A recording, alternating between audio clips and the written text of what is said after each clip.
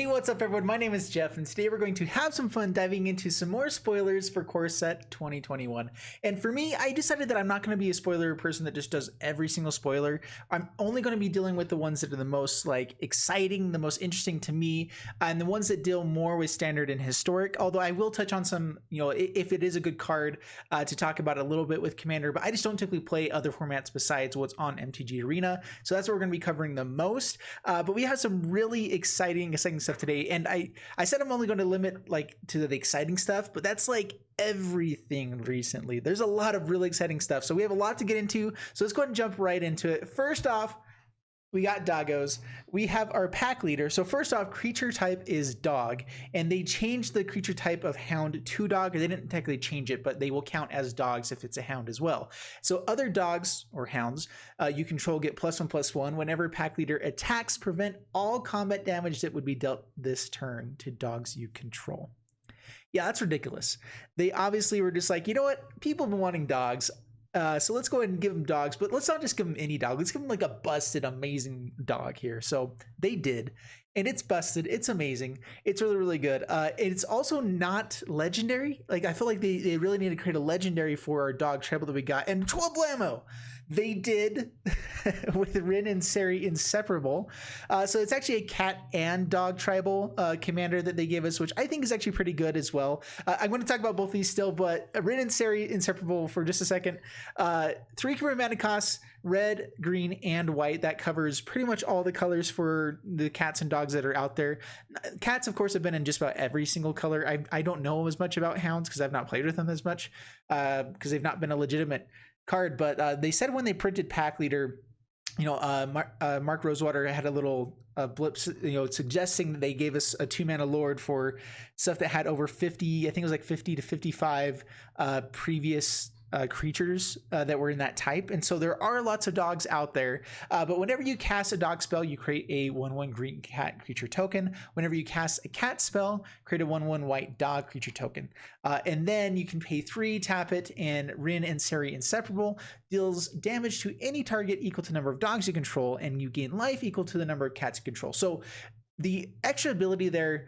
So this is actually, I think, playable in standard. I don't think it's going to be top tier by any means, but definitely playable. The ability there, being able to deal damage to anything, making not really a lord, but your main generator in the deck, creating lots of tokens for you, creating lots of body, and it's also just a 4/4 body, which does get around Deafening Clarion, and is pretty effective. If you can't just pay 3, tap this every turn, deals damage to something, and gain life, that's a big swing, especially if you are playing lots of cats and dogs in this, and it will literally be like raining cats and dogs. So I'm really excited about this card. I think it's going to be a good deck in standard. I don't think it's going to be busted. I don't think it's going to be top tier, but I do think that you can have a really good one there. With pack leader, though, I think that it's possible that more aggro deck with dogs, I'm not sure how many good dogs are going to be in standard, but it's definitely a good card. That's the biggest issue, is until we know what other dogs are out there, just this by itself isn't amazing.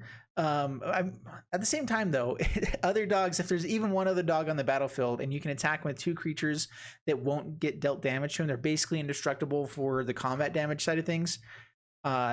Pretty busted. In fact, it even prevents the damage, so lifelink even doesn't take place. So it's a very aggressive card. Very, very cool. I really like it. Really excited. Let's move on to Liliana, Waker of the Dead, which says 4 Chromatic Cost, 4 loyalty. Each player discards a card. So for the +1, each player discards a card. Each opponent who can't loses 3 life. So I really like the idea of this with Davriel, with all the different planeswalkers that already are making opponents discard cards. So if you are going to be discarding cards, a lot of your deck, if you build a deck that's pretty much built around discard, you're going to have more Davriels, you're going to have more Burglar Rats, all these things that are kind of dead in the late game. And you want to just be utilizing the value that you have on the board, maybe holding up a few removal spells, whatever like that.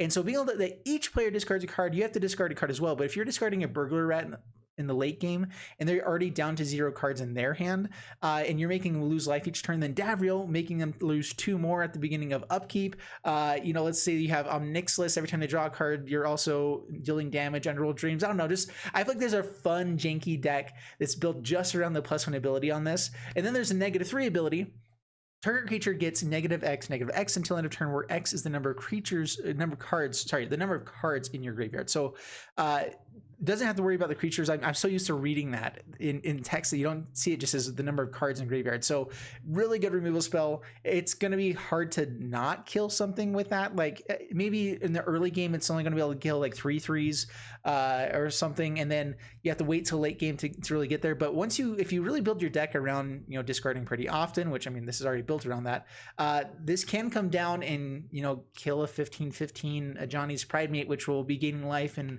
killing you with a Vito. There's a lot of bad stuff out there. So this is actually really, really powerful. I think it's going to see played almost simply because of that ability. And I think it depends on the archetypes you're going to see. And then the emblem is also busted. You get an emblem with, at the beginning of combat on your turn, put target creature card from a graveyard onto the battlefield under your control. It gains haste. Also completely busted. I love the emblem, and I love the idea of like a discard deck that occasionally you run into creature decks. If you have like pack rats or anything like that aren't like, sorry, not pack rat, burglar rats or whatever to discard, you may not have the best creatures, but if you're playing against a deck that does have really big creatures, you've made them discard them the whole game. All of a sudden, you're throwing out their Uro, you're throwing out their Drakuseth and swinging in with haste. That'd be so sweet. That's really, really cool stuff that you can do with this card. And I think that getting to the ultimate is really not as difficult as you might think, especially with being in black. First off, there's just a lot of good removal, a lot of good protection for this. So I actually think that the emblem is going to happen a lot more often than I'm excited for, but it's going to be really cool at the same time. Next one. So the actual Teferi Master of Time card that I spoiled the wrong one the other day, and so here's the actual one. Again, I don't actually. My excuse is that I didn't know the different things to look at for finding if it's a real one or a fake one. And also don't listen to me on this because I still don't know exactly, but this is one that has been spoiled by Wizards of the Coast, and that makes me feel like it's real. So first off, 4 Chromatic Cost, 3 loyalty. So the other one, by the way, was really, really powerful. And some people were saying that this one's not as good as the other one. I kind of disagree because of this static ability. You may activate loyalty abilities of Teferi Master of Time on any player's turn, anytime you could cast an instant. So you can use his abilities, loyalty abilities on Planeswalkers can be activated each turn. And so each turn that they're able, and so typically with Planeswalkers, they can only do it at sorcery speed on your turn one time. Well, you can start doing it at instant speed on their turn at any time. So you can only get to do it one time per turn. That is the only like downside of this card. But being able to draw a card on your turn when it comes down, being able to draw a card on their turn when it comes down, draw a card and discard a card for the +1, and then bring it back. All of a sudden, it's up to 6 loyalty on your turn. Then he goes back 7, 8, 9, 10. And then on their turn would be the first time you'd be able to use the -10 ability to take 2 extra turns after this one, which is still completely game ending and amazing and busted.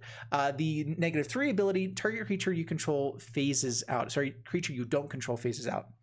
So phases out is basically it'll go out of the game completely for until their next turn, and then it'll come back into play. But phasing out doesn't affect it necessarily like the same way other things do. It'll still be able to attack if it had been out for a certain number of turns. I'm not sure how it works if it already had summoning sickness, if it just like comes in as it was before. But if there was any +1/+1 counters onto it, if there was any auras on it, those all phase out with it and come back in as well. It's just like Teferi's Protection. If you guys have played Commander, that's a card that was played a lot, and it's a really, really powerful effect phasing out. I still am wanting to know more about this ability, like as far as like all of the rules, and I'm actually kind of excited that it's coming to Arena, because a lot of times it's like, okay, these are rules that everyone has hopped on their phone and read it to me what their version of a rule was, and it's kind of nice to actually have it on a platform that hopefully is done right, and then it's like, okay, that's how it actually is supposed to work with phasing out, and you can learn your own rules based off of digital, which to me just feels like the rules are a little bit more solid. Let's move on to the other cards that come with Teferi. So there's each of the planeswalkers. It looks like this is mostly Teferi stuff though, but they'll get this art that looks like the planeswalker that's around them. And so like Teferi's Ageless Insight and Teferi's Tutelage both have different versions of it, but I wanted to showcase the two different sides here of what they look like. But both really fun cards that create some really cool effects here. The one I'm most excited for is Teferi's Tutelage. 3 Chromatic Cost. When it enters the battlefield, you draw a card, then discard a card.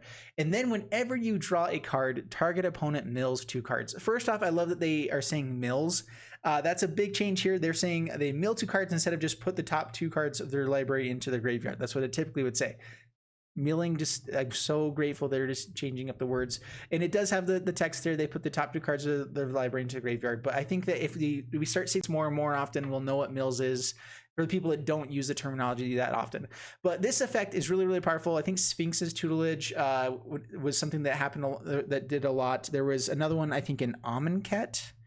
I'm trying to remember where it was. Whenever you draw a card, opponent would mill 2 cards. And that effect is really, really powerful. And there's obviously a lot of ways to draw cards in the decks right now, especially with the new Teferi. Drawing 3 cards between 2 turns drawing a card every turn, milling them with 2 cards is going to be pretty nice. And then Teferi's Ageless Insight is even more bonkers. I guess not more bonkers. I don't think this is going to be really competitive necessarily, but I like the effect. So 4 Chromatic Cost, legendary enchantment. If you would draw a card, except the first one you draw in each of your draw steps, draw 2 cards instead. So the first draw that you get is just 1 card, but anytime that you would have a draw effect where you draw a card, if they Shatter the Skies and you have this out there and you had a creature that would cause you to draw, you would draw 2 cards instead. Anytime that you would draw cards, it's not your draw phase, is going to be an extra card draw. So it's except for the first one you draw in each of your draw steps. So I don't think that counts as for the first one that you draw per turn. I think it's just during the draw steps. I don't know. I need to look into this a little bit more, but it is a cool looking card. And here's another one, Containment Priest. This is something that is definitely needed. It's apparently a reprint. I've never seen it though. But 2 Chromatic Cost, 2/2 with Flash, Human Cleric. Again, I want the Cleric Tribal to come again sometime soon. And honestly, this will definitely help out with that. But if a non-token creature would enter the battlefield and it wasn't cast, exile it instead. So I think that is actually a really good effect. So yeah, if this shuts down, first off, we finally got rid of all Luca, Agent of Treachery stuff coming out, all these ways to cheat in dumb creatures, but we still have Winota, we still have a bunch of other things out there, and Containment Priest will help out with that. Also, Liliana's Emblem, bringing things back from the graveyard. This also stops things that if a non-token creature would enter the battlefield and it wasn't cast, but if it's not cast, you're exiling instead. Tokens can still come into the battlefield though, so there are some things that will create like token versions of it instead. I think this is really good. This is really, really great sideboard piece, and probably going to be played a lot like main board piece a lot of times because so it says if it wasn't cast. So like Lura still gets around this. I'm trying to think of like what other things this really hoses. There's a number of things out there. Honestly, we just kind of banned the things that really dealt with it too much. But yeah, any Reanimator stuff, anything that plays things from the library, anything that plays things from exile as well. No, because those still cast. If it's cast, it still is there. Sorry, I'm still trying to go through all of the possibilities of this card, but I do think that it's really nice to have this in standard as a sideboard card in case of any crazy Reanimator deck, any crazy whatever's out there. So anyway, I like it. Let's move on to Vito, Thorn of the Dusk Rose, 3 Chromatic Cost. We did talk about this one in the previous one as well, but we actually got to see its stats here. We also got another card that kind of goes with it that I wanted to showcase. Unfortunately, this one doesn't have as good of art. So first off, Vito, 3 Chromatic Cost, 1/3 Legendary Vampire Cleric. Again with the clerics, man. I'm so excited. But yeah, whenever you gain life, target opponent loses that much life. So busted. 5 Chromatic Cost, creatures you control gain life until end of turn. The thing that this is only 3 mana for that effect. I know it's on a creature, so creatures can die a little bit easier, but like a lot of enchantments that have this kind of effect were like 5 Chromatic Cost enchantments that only have that effect and nothing else. And it was still really good, you know. Sanguine Blood, I think, is the one, and then Exquisite Blood with Commander gives you an infinite loop. But I'm also excited about this with just like things like Oath of Kaya. I was just thinking Oath of Kaya is just an always good card that you can be playing. You can kind of play like a control style deck with this and turn it almost into burn, where you're gaining life as you're dealing 3 damage to their face. You gain those 3 life, then you get to do 3 more damage to their face. All of a sudden you have 6 damage with their 3 mana spell. Same thing here with Indulging a Partition. At the beginning of your end step, if you gain 3 or more life this turn, each opponent loses 3 life. It also has lifelink and flying. So there's just a lot of really cool, interesting things you can do with this. I think that Heliod, especially being in the format with a bunch of lifelinkers and whatever else, Healer's Hawk in general, I don't feel like Healer's Hawk needed to get any better, but Vito makes it better. There's just a lot of really powerful good stuff out there that I'm kind of scared of. But the Indulging Partition I felt like was an interesting effect where it's like that could actually end up being pretty powerful. Just 3 points of damage over and over again is good, and like having more benefits for gaining life I feel like is almost scary, because gaining life in itself is just a really powerful way to play Magic sometimes too, especially against all the aggro decks. So this is going to be scary. And here's another scary card, Chromatic Ori, 7 Chromatic Cost legendary artifact. Of course, 7 Chromatic Cost, you're like, oh, that's way too expensive. But then we remember, oh wait, we're playing where like we have Uro, we have Growth Spiral, we have Arboreal Grazer, we have, you know, so many ramp spells that, oh yeah, 7 mana is like turn 4 maybe sometimes. Not only that, but we also have Titan's Nest, which help us get there even quicker. And with Chromatic Ori, it fixes Titan's Nest problems that we had. Anyway, this is busted. So you may spend mana as though it were mana of any color. So first off, Titan's Nest can come in and spend mana on this only to cast a colored spell. So you can't use Titan's Nest to actually cast Chromatic Ori, but once Chromatic Ori is down, all of a sudden you can use Titan's Nest to exile cards from the graveyard to then add mana, and then you can pay him with generic mana costs. Chromatic Ori also comes down and adds immediately 5 extra mana, so it only costs really 2 mana to cast. Like, I mean, you have to get to 7, but then after that, you immediately get 5 mana back, as well as if you have something like Titan's Nest, you can just cast everything. Just like everything. This is gonna have an infinite, or like an I win the game on this turn type of combo between Titan's Nest and Chromatic Ori. I'm pretty positive.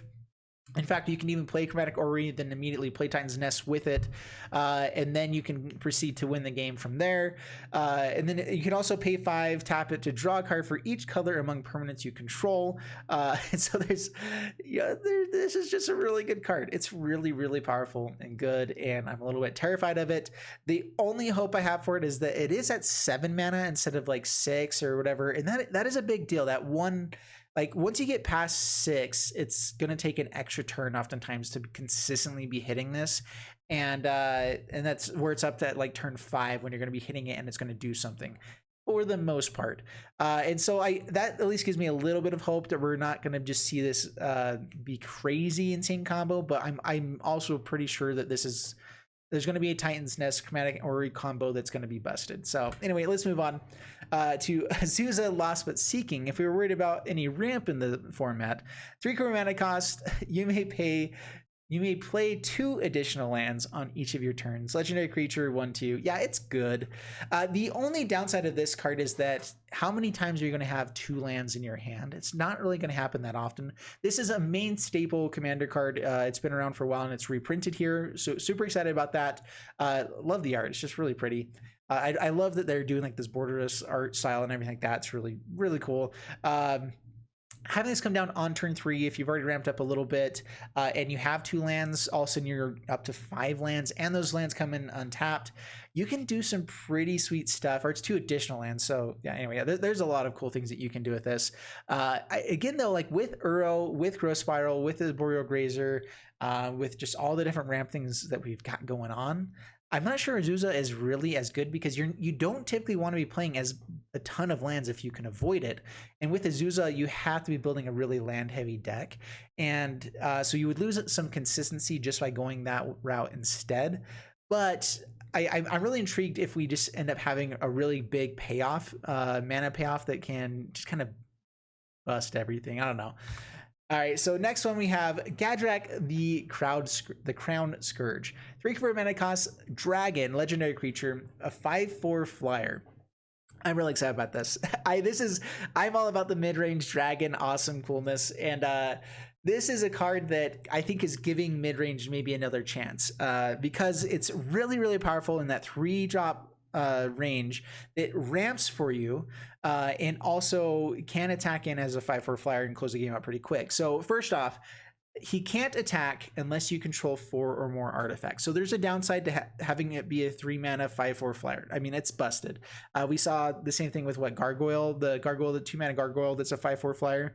And it has a pretty big downside of not being able to do block or attack. Gadrak gets the block right away. And that's huge. And then it also has more text that says at the beginning of your end step, create a treasure token for each non-token creature that died this turn. So I'm not sure how to exactly build around that, because I feel like what you're wanting to build this around is we finally have a good 3-mana dragon. And so the Sarkhan decks, I feel like become a lot more powerful where, you know, you deal damage to attacking creatures equal to the number of dragons that you control. So Sarkhan with a bunch of dragons is really powerful. Surprise, surprise. And so you can do some pretty cool stuff there just with like the Sarkhan deck and just kind of building around this. You can also go the artifact way and maybe just have like a bunch of like hasty attacking artifacts with Ginger Brute, with whatever else, and if they die, they create treasure tokens. They ramp you up to your Shimmer Dragon, which if you have 4 or more artifacts, then it also has hexproof, and you are drawing a card if you tap 2 artifacts, whatever. I can't remember all the text on the card. That probably is all the text actually. It's a 5/6 flyer for 6 mana. Anyway, yeah. Dude, I play way too much Magic. I know a lot of cards, and I still misread everything, and I'm sorry you guys when I do it. I know all of you hate me when I do, but it's okay, whatever. Anyway, I think that this card is going to be really good and fun.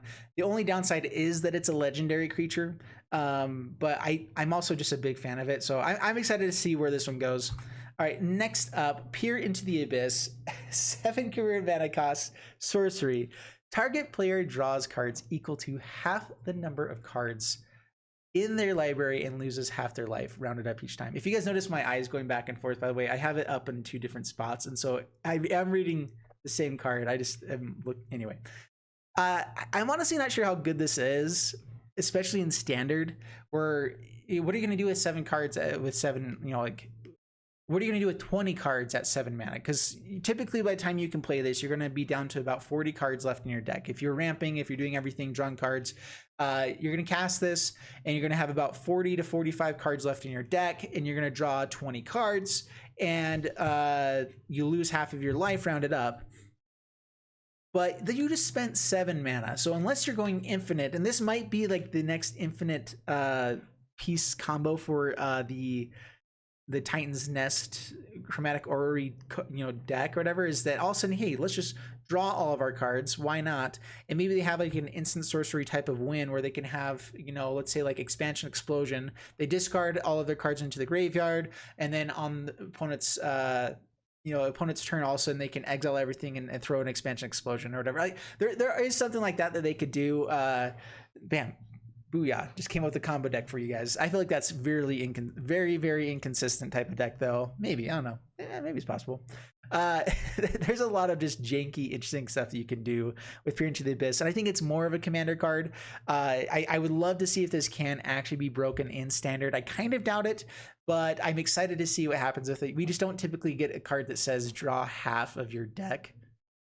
That's really cool. Really, really cool. All right, Spark Hunter Masticore. So a lot of people have been really excited about this as a way to kind of hose Planeswalkers. Planeswalkers have always been annoying. This has protection from Planeswalkers, and it's a first ability there. Pay 1, and it deals 1 damage to target Planeswalker. That is the only saving grace for this card. I don't know actually. So there's a lot of things with this card where it's like, oh man, it's like almost good enough. But as an additional cost to cast this spell, you have to discard a card. I think that's a lot bigger than people are saying it is. Like it's a pretty big cost to lose. Like you want to be drawing cards. You don't want to be discarding cards and losing that advantage, especially in any deck. I feel like they would be playing this. At the same time, though, if you are playing like maybe a control deck and you know you're up against a Planeswalker deck or something that really relies on Planeswalkers, this can come in as, you know, a great 3-drop to put some pressure on. It's a 3-mana 3/4, so great body. You can pay 3 and give it indestructible until end of turn, so it survives through the board wipes as well. It's a good mana sink where, you know, people just can't really play Planeswalkers because you can immediately just target them down, and they can't target this with their Planeswalker. You know, the activated abilities don't get hosed by Teferi. Anyway, so there's a lot of good things about this card, and there's a lot of things where I'm like, I just am not sure if the having to discard a card is gonna make it main board playable. And I don't think that Planeswalkers are necessarily, I mean, they are insane right now, but I don't think there's enough like straight up Planeswalkers decks where this is going to just need to be in the sideboard consistently. I could see it being as a 1 or 2 of in a control deck. I feel like a control deck almost wants to be playing this more than a creature deck, because a creature deck is probably just wanting to be a bit more aggro and not discarding that extra card. I don't know though. There's definitely houses for this. There's definitely going to be decks that run this and use it. I feel like it was meant to be like any deck can play a protection for Planeswalkers type of hosing card, and to an extent this does do that. Maybe in like Commander too, this can be used where a lot of people are playing like Commander, like Planeswalker commanders, and you can just kind of have this as a way to hose all those things. I'm still not sure. I'm a little bit in between on this one. I'd love to hear your comments down below on this one, because I like it. I think it's good. I think that it's definitely going to be playable and see play, but how playable? Like, is it better just to be like, if you're worried about it and you're playing a creature deck, you know, try to find a way to splash into Questing Beast. I feel like Questing Beast is better than this in a lot of ways. Even with the additional mana, even with everything. The only downside of Questing Beast is that it's not 3 generic mana, where a Jeskai control deck can run this. So like, again, that's what I think is like, I feel like this was meant to be, oh yay, creature decks can have a shot, but really it's going to be like, oh, control decks now have a way to have even more control in the sideboard. Yay. All right, and these are 2 uncommon cards that I think are really, really cool. First off, Jeskai Elder. Main thing here is that Prowess is back. I love Prowess. Whenever you cast a non-creature spell, this creature gets +1/+1 until end of turn, which is really, really sweet. It also has ability whenever it deals combat damage to a player, you may draw a card. If you do, discard a card. So that's pretty nice. And then the Quirion Dryad, I'm actually really excited for. With kind of, I wanted to match this up against the Prowess kind of thing, because this is really, really busted, where whenever you cast any spell that's white, blue, black, or red, which I mean is going to be whatever's in your deck if you're playing this, right? Oh, actually, so it's not green. So whenever you cast a spell that's white, blue, black, or red, not green, put a +1/+1 counter onto Quirion Dryad. So I do think this is going to be a really powerful card. You can build a deck that is only splashing green for the Dryad, and have it be like a Prowess type of deck that splashes green. I think that it's pretty easy right now to splash into other colors here and there, and play, you know, a Planeswalker deck, whatever. But this, anytime that you cast a spell, is just going to get bigger and stronger and more powerful. I think that it's going to see play. I'm not exactly sure where, but it's a really powerful 2-drop, I think. The only issue, it doesn't protect itself very well. It comes out as a 1/1. You have to, you know, like, it's not going to be big right away, but this can pretty easily become a 2-mana 5/5 or 6/6. You know, I think by turn 4 pretty easily. And so I do think it's really powerful. All right, and next up, and this might be the last one, I'm trying to remember, but Primal Might. I'm actually really, really hyped for this card. The X in green sorcery, target creature you control gets +X/+X until end of turn, then it fights up to 1 target creature you don't control. Target creature, yeah, so I love this. First off, you can just pay this for 1 green. You know, the X can be 0, and you can pay this for 1 green, and target creature fights, you know, it fights up to 1 target creature you don't control. Those effects have been around. I guess the 1-mana versions don't come around all that often, and certain decks like them a lot, some don't like them as much. It's usually you want to go for, you deal damage equal to its power, especially if it's instant speed. That's what we've been seeing played more of. But we've also been seeing things like Domri's Ambush come into play in the Gruul aggro decks. where it puts a counter onto the creature and it deals damage, and being able to get a little bit more power onto the battlefield makes it worth playing something at sorcerer speed rather than instant speed, even if you're trying to use that same type of ability to get through damage. Primal Might, I feel like, is even more powerful. Let's say that you have a Gruul Spellbreaker that's on the battlefield with Trample, you know, it's hexproof, it's protected, and all of a sudden you pump this up like crazy. Let's say that by that turn, you're turn 4. Let's say even just on turn 4, the turn after you play the Gruul Spellbreaker, you put a counter onto it, it's a 4/4. You can also turn it into a 7/7, kill something, and swing in for 7 damage on that turn. I think that's a really powerful line. It's a really powerful line with Primal Might, and I'm excited to see where this one goes, where I think it can be a finisher. It's kind of an X spell that it kills a creature and can throw damage at face all in the same turn, as long as you're built around it even slightly. Of course, there's going to be times that people just have a lot of chump blockers, everything like that, but this will still help in those situations as well, to just get through a few more chump blockers as you're going along. So I am a huge fan of Primal Might. I think that this actually could bring back maybe the trample deck, which was kind of like rising up for a little bit, and so really excited to see what happens there. This is a card I'm really excited for, and yeah, that's it. So Core Set 2021, it is Magic time, and dude, I am so excited for all the cards that are out there right now. I think there's more even coming out right now. So again, I'm just going to be covering the cards that I think are the most interesting. Not every single card, not going to cover a lot of stuff, but just like the ones I think are going to make an impact in Standard and Historic. And I'm going to do it kind of whenever. I've tried to do this in the past where I covered every single thing, and I just have never been able to be consistent. Right now, with everything I'm doing, I'm making about 25 videos a week. And some of them take, you know, up to 12 hours to do. Some of them take like an hour to, you know, 2 hours to do. And so doing a lot of videos takes a lot of time. And so unfortunately, I'm not able to do it as often as I'd like. But I'm hoping that this type of style, whatever, doing the ones that are just more interesting to you guys, I hope you guys like it. Leave it down in the comments below if you guys like this kind of video, if you like what we're doing here. And yeah. Anyway, thanks so much for watching. Hope you guys enjoyed the video. If you did, please leave a like and subscribe. I'll see you guys in the next one. Thanks so much, and bye-bye.